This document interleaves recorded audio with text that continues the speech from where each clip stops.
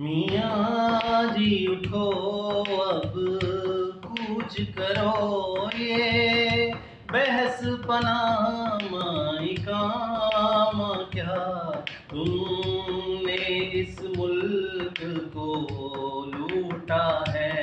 अब घड़ते हो हर सू फसाना क्या, मियाँ जी उठो अब कुछ करो।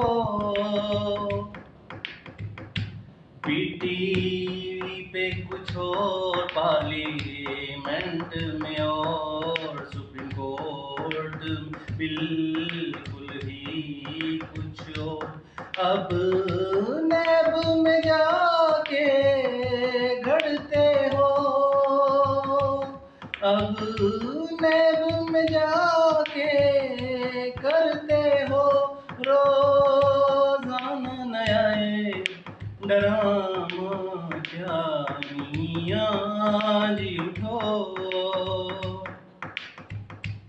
बेटी ने कहा कोई फ्लैट्स नहीं, जायदाद नहीं। बेटे ने कहा कि हमारे हैं, तुम पूरा टब्बर झूठे हो, तुम पूरा टब्बर झूठे हो। कतरी खत का वो बहाना क्या, मियाँ जी उठो अब कुछ करो।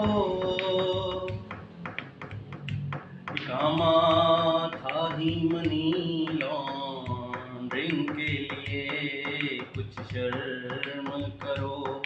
एक मुल्की वज़ीरे आज़म थे, एक मुल्की वज़ीरे आज़म ने नौकरी का करना काम क्या, मियाँ जी को अब कुछ करो।